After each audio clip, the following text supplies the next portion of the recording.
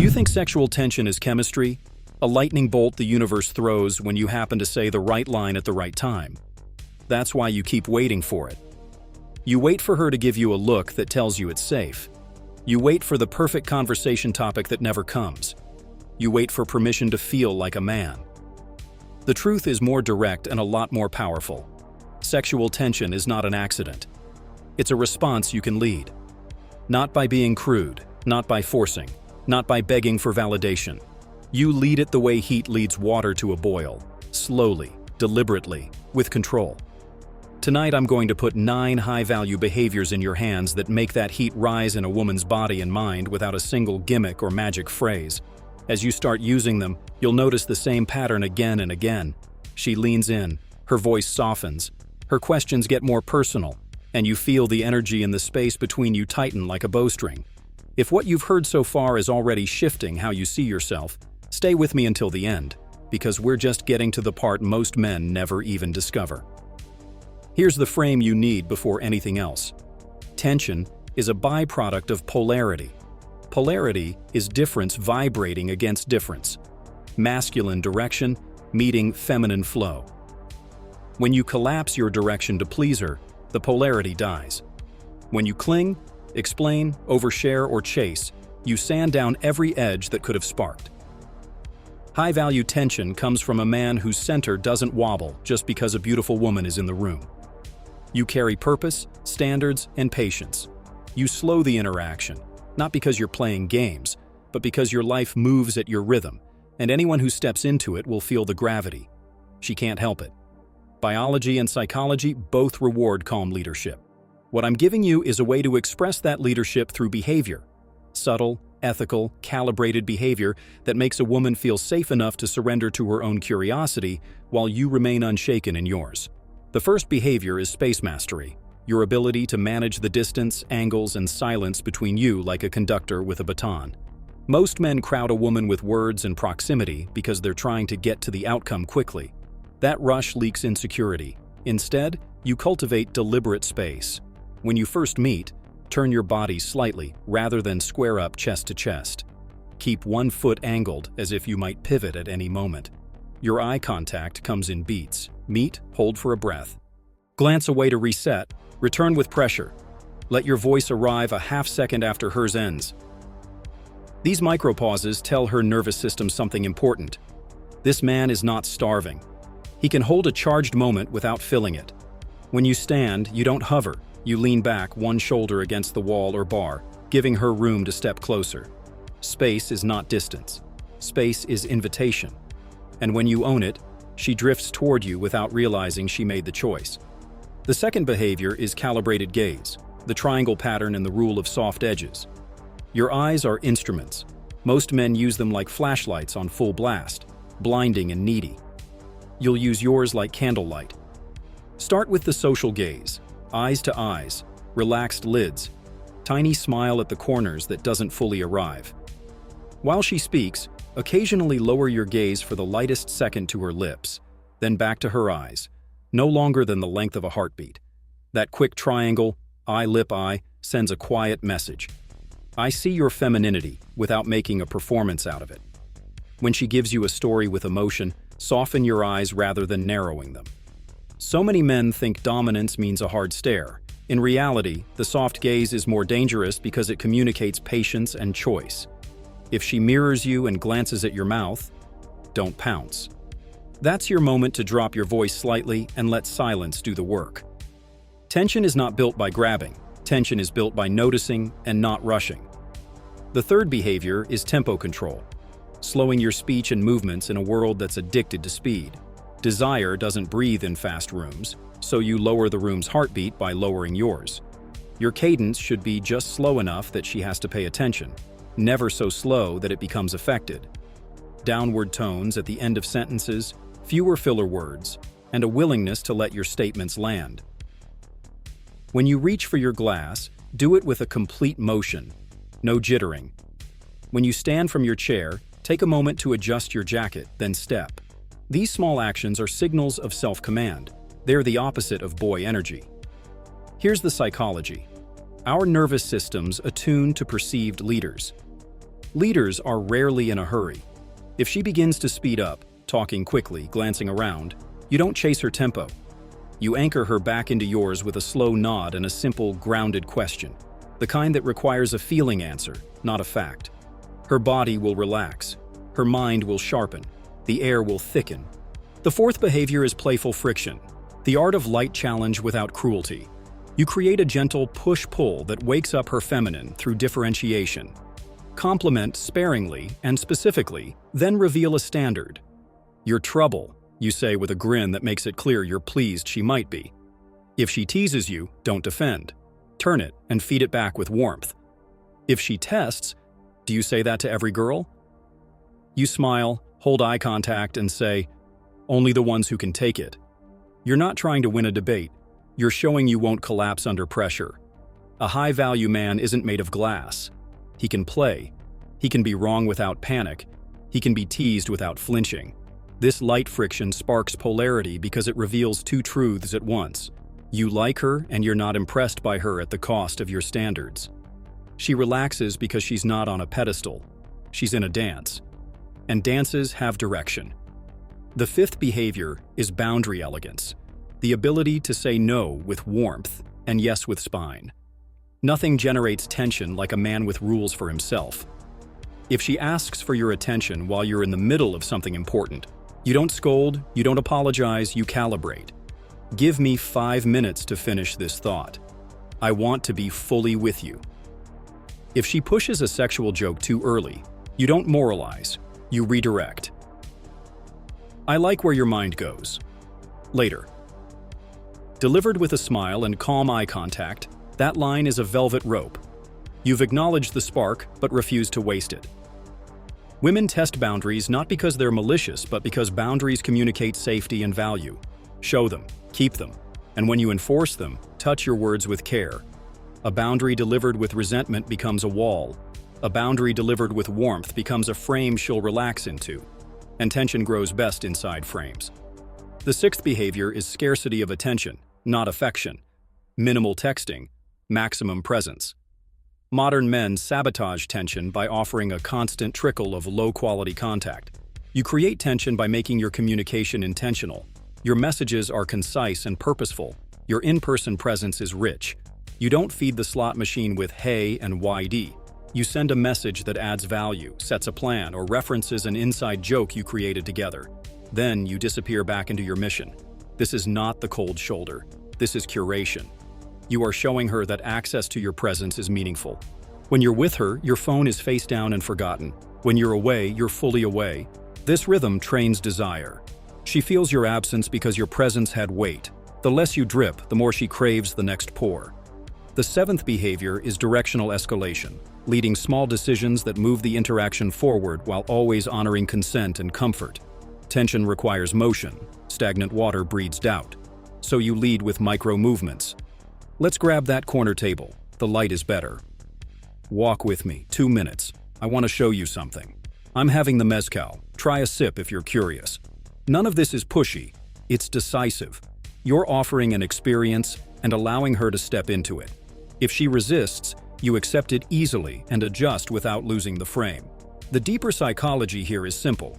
A man who moves the world around him subtly moves the people in it too. She doesn't want to mother your choices. She wants to feel your choices. Directional men create memory, and memory is a slow burn kind of desire. The eighth behavior is tension-charging touch, calibrated, respectful, and always invited by context. Touch is electricity. It only shocks when it's unexpected, ungrounded, or unearned. You allow your first contact to be practical and brief, guiding her around someone at the bar with the back of your hand to her upper back, steadying her elbow when she steps off a curb. You never hold when a brush will do. You always let the touch be the punctuation mark, not the sentence. Watch for reciprocity. Does she re-enter your space after you step back? Does she touch you to emphasize a point? If yes, graduate touch slowly. Palm to lower back for a second when you lead. A light squeeze to her hand when you laugh together. If she stiffens or doesn't reciprocate, you dial it down. You're reading, not assuming. The power is in calibration. When both bodies agree, the nervous system lights up. And remember, real tension respects her autonomy. Consent is not just a word. It's a vibe you cultivate by being attuned. The ninth behavior is strategic exit, the discipline to leave on the peak rather than the plateau. Scarcity is created not only by how you arrive, but by how you depart. Most men hang around trying to squeeze the last drop out of a moment. That drains the charge. You learn to leave while her curiosity is still climbing. I like this. Let's pick it up later. Thursday works. You look at her a beat longer than polite, then you go. No lingering, no backpedaling, no post-exit apology text. This is not game playing. This is pacing. You're protecting the voltage you built and setting the next container for it to grow. Predictability kills desire, rhythm feeds it, and a clean exit is a drumbeat she will hear after you're gone. Now that you have the 9, let's lace them into muscle memory. Start with space mastery and calibrated gaze in every interaction, not just with women you want. Practice with baristas, colleagues, strangers in elevators. This normalizes your nervous system to charged silence and unhurried presence. Slow your speech by reading a paragraph out loud each day with a metronome set just below your natural pace. Record your voice and listen for downward inflections. Eliminate filler. Your body learns through repetition what your mind understands in theory. If you want your demeanor to project unshakable calm, you have to put your nervous system under small amounts of social pressure on purpose and show it there's no threat. That's how you inoculate yourself against the anxiety that makes men rush, overshare, or overcompensate. Next, cultivate playful friction by learning the difference between teasing and insults. Teasing calls her into the moment. Insults push her out of it. If she says she's a little chaotic, you can say, "Good, I'm allergic to boredom." That's inclusive. If she says she's obsessed with her dog, you can smile and say, "So I'm competing with a golden retriever." Bold. Then change the subject. You let the joke hang, you don't stretch it into a bit. The art is in the light touch. Too heavy, and you're the guy proving he's clever. Too light, and it doesn't register. Practice with friends. Notice when eyes brighten versus when shoulders tense. Train your sensitivity the way a chef trains his palate. Boundary elegance grows out of self-respect. If your boundaries are reactive, they'll feel like punishment. If your boundaries are proactive, they'll feel like leadership. Write 3 standards that matter to you. How you handle your time, how you handle your body, how you handle your attention. For example, I do not text during focused work. I don't drink to excess on dates. I do not tolerate rudeness to service staff. When a boundary is crossed, you don't lecture. You restate the standard and move. I'm going to put my phone away. Be with me for 10 minutes, then we'll check it. If she's rude, you pause, look at her and say, "Let's try that again," with a calm smile. If pushback comes, you don't escalate. You exit, not with drama, with certainty. Boundaries raise your value because they demonstrate the rarest thing in modern dating. You would rather be alone than disrespected. The paradox is that the man who can walk away rarely has to. Scarcity of attention is not a trick. It's your calendar reflecting your purpose. Your life must be full of pursuits that outlast any one woman. Build that. Train. Work. Create. Serve. When you send messages, make them clean. Set plans. Ask a meaningful question. Then close the loop. Tuesday 8. The place with the blue door. Bring your weirdest story. That's leadership wrapped in play. If she takes hours to respond, you don't punish. You adjust your expectations and continue living. If she tests by spamming low-effort messages, you don't feed the thread. You respond later with something of substance. Attention is a currency. Spend it like a king, not a street vendor. Directional escalation asks you to decide.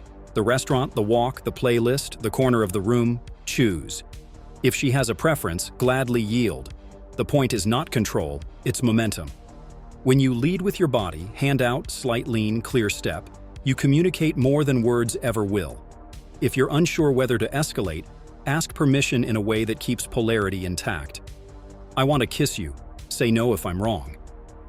That line shows desire and respect, and the confidence to hear no without falling apart. If she says not yet, you smile, nod, and carry on as the same man. Centered, playful, unbothered. That moment alone creates more tension than a clumsy advance ever could. Touch calibration lives and dies with observation. Expect nothing. Assume nothing. If she moves into your space, rewards your touch with touch, and her pupils dilate as you hold eye contact, you're on the right path. If she flinches, freezes, or goes quiet in a withdrawn way, you back off immediately and change the subject. There's nothing high value about ignoring signals.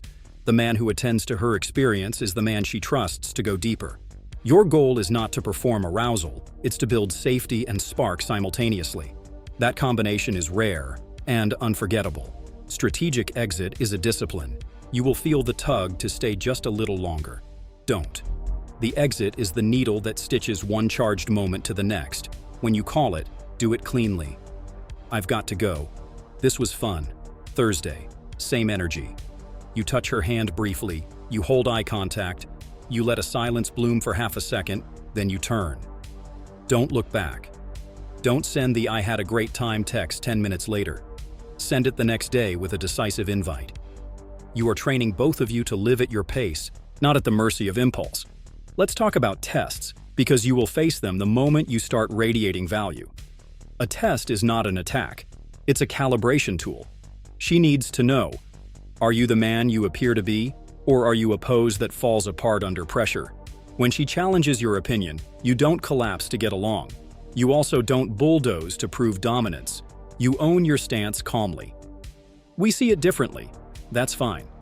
When she delays a plan, you don't beg for new logistics. You offer two options and go back to your life. When she compliments you in a way that puts you on a pedestal, you step down. I'm a handful. You'll find out. Tests convert into tension when you respond with grounded humor and consistent standards. If this is hitting something inside you, drop your thoughts below.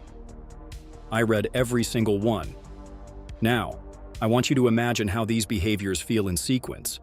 You walk into a room and your pace is unhurried. Your eyes settle with warmth, not hunger. You choose a spot with a view of the door and lean back. When you speak, the air slows. She notices. Your teasing is a brushstroke, not a slap. Your boundaries are heard not as fences but as architecture. You text less but mean more. You make small decisions that turn static into movement. Your touch is tuned to the station of her signals, and you leave on the high note, not the fade out. That's what it means to be a high-value man in the deepest sense. You create an atmosphere women feel before they understand it. The result is tension that doesn't rely on tricks. It grows out of who you are becoming. Do not misunderstand, none of this works if you neglect your interior. The outer behaviors are the visible tip of your inner standards. If you don't respect your time, your boundaries will leak. If you don't train your body, your posture will betray you. If you don't have a mission bigger than getting laid, your presence will feel like an empty store with a shiny sign. So build your core. Lift heavy and move with purpose. Study something that makes you useful to the world. Keep your word to yourself even when nobody's watching. Speak well of absent friends. Sleep clean, eat like a warrior, treat strangers with courtesy. This is the bedrock your tension stands on. Without it, you're acting. With it, you're inevitable. Here's how you can start tonight. Choose one behavior and drill it until it becomes default. For the next week, practice the calibrated gaze, eye, lip, eye, no more than a heartbeat. Record yourself in conversation and eliminate 50% of your fillers. The week after, set 3 clear boundaries and enforce them with warmth. Then move to scarcity of attention. Delete low-effort texting. Replace it with intentional invites. By the time you reach strategic exits, you'll notice something strange. Women will begin to carry the conversation more, ask you deeper questions, and initiate touch. That's not magic, that's gravity. If a brother comes to mind who needs to hear this, send it to him today. Don't keep it to yourself. On dates, knit these behaviors into the fabric of the evening. You arrive on time, unhurried. You choose a seat that encourages closeness without trapping her, corner booth, shared side, or perpendicular at the bar. Your body language is open but contained. When the conversation drifts into the predictable, you pivot with a prompt that invites emotion, not biography. What did you not expect to like this year? What do your friends not understand about you yet? As she answers, you slow your nods, soften your gaze, and allow a silence before your next question. If she shares something vulnerable, you don't pounce with a monologue about yourself. You validate briefly, then steer back into play. Directional escalation follows naturally. Let's take a lap outside. I want the air. The micro-touch to lead, then release. If a moment arrives where a kiss is right, you'll feel it in the exhale you both share. Ask with confidence if there's any doubt. Own the yes. Respect the no. Either way, your center remains intact. There will be women who try to speed the timeline, to extract more of your attention than you're willing to give early on. Remember the principle. Tension thrives on pacing. You are not withholding to punish. You are pacing to preserve desire. If she complains you're mysterious, smile and say, "I like moving slowly." It keeps things real. If she insists on certainty before chemistry, you're honest. "I don't promise futures I haven't earned." That line alone will disqualify the wrong women and pull the right ones closer. Maturity is attractive because it's rare. Rare things are valuable. Valuable things create tension by existing. Let's address the fear that lives under all of this. What if I lose her by not doing enough? That fear is why men text at midnight, over-explain, and chase. It's the fear of scarcity masquerading as effort. The antidote is reality. You are not trying to keep every woman. You are making room for the ones who respond to your rhythm. When you begin to act like a man who is willing to lose a woman rather than lose himself, you will feel a physical shift in your body, a looseness in your chest, a steadiness in your breath. Women feel that. They feel it more than they hear your words. And they respond with curiosity that sounds like, "What are you doing this weekend? Where did you learn to talk like that? You're different." That's tension doing its work. One more layer, for the advanced listener. High-value tension is not only vertical, masculine meets feminine, it's also lateral. Novelty meets familiarity. You become the man who is consistent in his character and unpredictable in his expression. Consistent. You show up when you say you will. You keep your tone calm. You hold your standards. Unpredictable. You take her to a gallery after tacos. You change the plan mid-walk because the moon looks better by the water. You introduce her to the owner of the place because you know him. You create inside jokes that evolve. The combination is devastating. Her body relaxes into your reliability. Her mind lights up at your spontaneity. Tension saturates that intersection. If you're feeling a spark from this, pay attention to your posture right now. Sit up. Roll your shoulders back. Breathe slowly for 4 counts in, 6 counts out. Say less and let your words carry weight. If you want to test the power of silence, try this challenge tomorrow. Allow 3 full seconds after she finishes a thought before you respond. Smile lightly during those seconds. Watch what happens to her eyes. Most men race to fill the pause. You let the pause invite her deeper. You will feel like you're doing nothing while everything is happening. That is tension. You're going to be tempted to treat these behaviors as tactics. Don't. They're reflections of a deeper truth. You are a man in motion, and your life is the event. She is not your plan. She is a chapter that may become a book if it earns it. When you live this way, your presence becomes the advertisement you never have to run. The right women will notice. The wrong ones will self-select out. Either outcome increases your peace and your power. When you finish this, choose one behavior and act on it in your next interaction. Hold the pause, soften the gaze, make a directional decision, or exit clean. You'll feel the charge rise almost immediately. Stack 2 behaviors the day after. By next week, you won't remember the last time you chased. You'll wonder why you ever thought quantity could replace quality. And when she looks at you with that mixture of curiosity and surrender, the look that says, "I don't know what this is, but I want more," you'll know it wasn't luck. It was leadership. I'll leave you with this. Sexual tension isn't about pressure. It's about presence under pressure. It's not about proving anything. It's about revealing your spine. It's not about performing masculinity. It's about relaxing into it. A high-value man moves through the world like a quiet storm. Felt before he's seen, anticipated before he arrives, remembered after he leaves. If this resonated, if you learned something that you can use tonight, subscribe and stay close. We go deeper here, and I want you in the room when we do. Drop a comment with the one behavior you're committing to this week. I read every single one, and if you know a brother who needs this, send it to him now. The world doesn't need more noise. It needs more men with gravity.